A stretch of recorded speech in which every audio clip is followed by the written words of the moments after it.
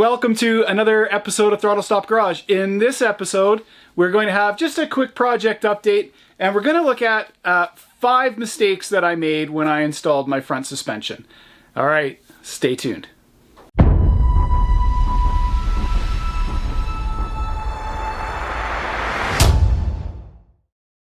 I've got the garage all cleared out so you can actually see the side of the car, so I thought I'd take you just for a quick tour of the project and we can have a look at where we're at and where it is that we have to go. I mean, there it is in all its majesty. There's the car. So we're working on a 1966 Volvo Amazon 122 or Canadian, depending on your market. And I've changed everything about this car. So currently it's sporting... The front suspension is out of a Corvette C4, an early model. So we work our way to the back. I won't show you the inside because it's full of junk. Oops. The rear suspension is out of a Toyota Supra Turbo. Alright, so it's independently sprung and it's all installed. And you're going to see lots of stuff hanging off suspension in this episode. The engine is a 5-cylinder, yes, 5.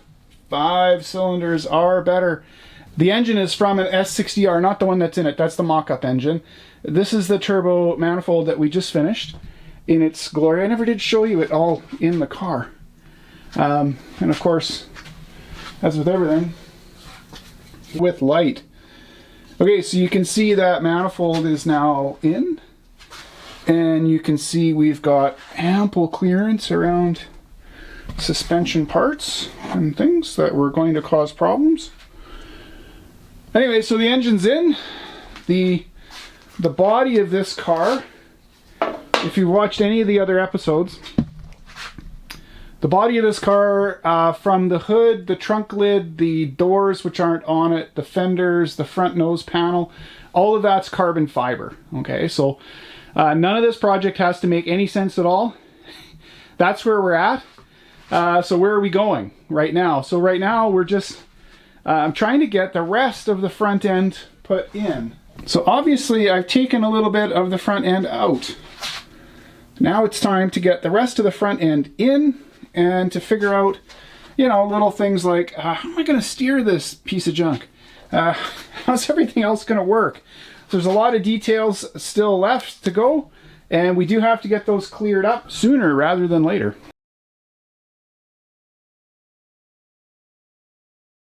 Maybe you tuned in today to watch the disasters.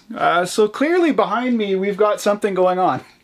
Right, so there's a bunch of work that's been going on in the background. Actually, the entire time that the manifold was getting built, things were getting checked. Alright, so I just wanted to outline 5 really rather major things that have gone wrong so far. So, how do I explain this without being whiny? It's my own adventure, as I've indicated many times. I don't actually do this for a living. There isn't an actual place called Throttle Stop Garage. That's just a figment of my imagination. This is something I do for fun and entertainment, and I try to provide reasonable information, which is something that I haven't been able to get relative to suspension stuff. And I'll rant about that a little bit more later, probably in another video where I'm actually doing something useful.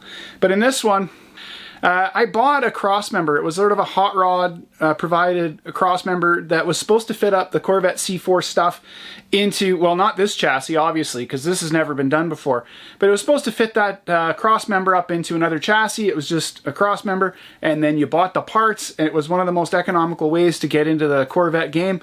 And I contacted, you know, like Art Morrison Enterprises, and at the time, I thought they were too expensive. Now I look back at that decision and I really do regret it, because that suspension right there isn't going to be any better or worse than anything that they could have put up or any of the other companies could have put up underneath my car. I just decided to do it myself.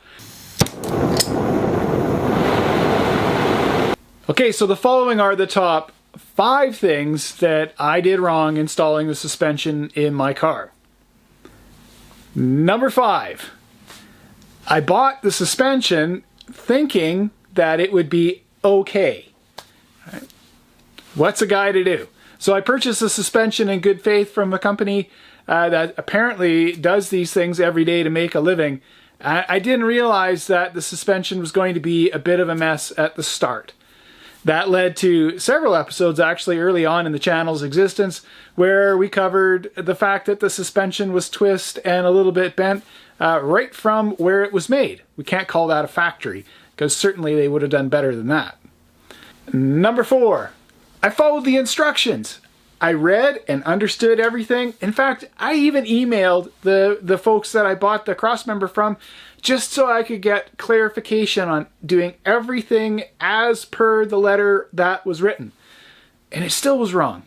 So it's not my fault, but it is a mistake. Number 3. Okay, so once I got that all in, I measured everything up. I measured all the suspension pickup points. I measured all of the pivot points. And I did what most everybody does. I watched a few videos, I read a couple of books, and I started computing things. And as soon as I started getting answers, they didn't make a whole lot of sense. Like, I'm pretty sure the roll center for a Corvette isn't 6 inches off the ground. That's a bad idea. So I packaged all my measurements up and I sent them to an engineer so that I could have them checked. That was a mistake because I got a report back that said,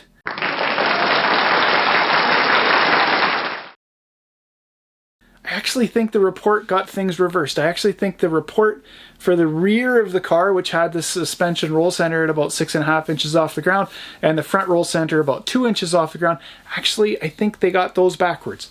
So I trusted that the engineering report that I got was rendered faithfully and properly, and it wasn't.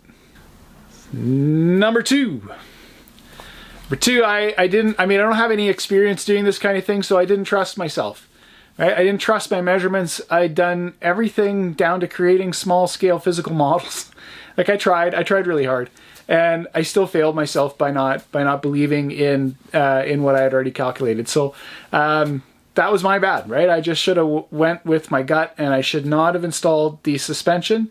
And I really shouldn't have then copied the suspension over and over again based on the confirmation that I got from the race engineer, who they're not even working anymore, so I won't even mention names.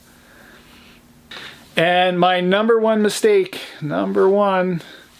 I didn't find a donor vehicle. So I didn't spend the time that I should have taken. I had instructions on how to do the installation. I had an engineer's report. I did everything except for wander around town and find somebody with a 1984 to 88 Corvette C4 and just measure a few of the pivot points. It really wouldn't have been all that hard to do. Again, the amount of abuse I've heaped on myself in the last couple of weeks over that particular mistake is it doesn't stun me. I live with me. So I am my own worst critic. And hey, I'm the one hanging it out on YouTube saying you're going to make these kinds of mistakes. And again, it's just going to happen. So those are my top 5. All right, so sort of to add insult to injury, I'm back on the welding table. So the welding table is giving me a nice flat surface to work from. This big pillar right here is a reference plane that I've taken from the car. So I've now transferred all of the measurements from the suspension that's in the car up onto the bench, and I'm now able to, with the jig that I've built, I'm able to move and position all of the arms around. There's going to be a follow-on video. I'm not going to do any of that here because it's going to get pretty detailed. All of this information we're now recording in great detail, right? So as the suspension's being articulated up and down, I'm measuring all of the points directly. Then from this, we are going to design around another suspension using the same parts. We're going to build a new cross member, and we're going to cut the old one out, and we're going to start again. And that's absolutely as horrific as it sounds. So it's taken me over a week even to get over the fact that I've made such a horrible mistake. But really, it was mostly based on assumptions. So when you're building a car in your garage and you're not an engineer, then you're going to do the best you can. Don't ask everybody else to do your homework. Do it for yourself. So get in there, understand what it is. In fact, I'm going to make a video that's going to cover roll centers. And we're going to do it, not only are we going to do it differently, but I can't handle watching any more crap videos on roll centers on YouTube. They're all really basic and super juvenile, like just not really the information that you think you need to know. So we're going to cover some of that stuff in an upcoming episode because I think it's worthwhile information to pass along. Right? So if you're measuring a roll center, why are you doing that and what effects does it have? because it's not what I've seen so far on the old YouTube. Okay, I got to get back to work on this because I'm still not done yet. So we're going to leave it pretty much here. Now, 3 takeaways from this. Number 1, research and plan your builds. I guess I probably over-researched and under-planned a little bit in this instance, so that's my bad. Own your mistakes, right? It's just part of being a grown-up. Number 2, check your assumptions, right? I made some assumptions in here. I did hire some of this stuff out to get checked by people that advertise and apparently are professional. That hasn't worked out very well, so I'm going to give you some methods to check this stuff yourself in an upcoming video. Again, we'll do what we can. And then number 3, when everything is skidding into the ditch, don't be afraid to cut it out. I mean, you're building your own car. You do not want to be one of those guys driving around in a nightmarish thing that's not roadworthy, that's going to cause harm to yourself or others, right? So if you're not happy with how things are going, then don't be afraid to just cut it out and start again. I'm a long way into this, and I'm doing this in front of potentially tens of people on YouTube. So I'm fully prepared to handle the slings and arrows. It just happens, right? So I did what I could. We still ended up with mistakes. Now we have to fix them. I for sure didn't plan this. No one in their right mind, well, there's lots of people that aren't in their right mind on YouTube. No one in their right mind does this much work to take a torch to it. That's just not. For sure, that's crazy talk. Never did that. So read, measure, and check. All right, with that, let's wrap it up there. I gotta get back to work, and hopefully this has been helpful, even as a start point. Keep your stick on the ice. Can't even remember how I shut this stuff down.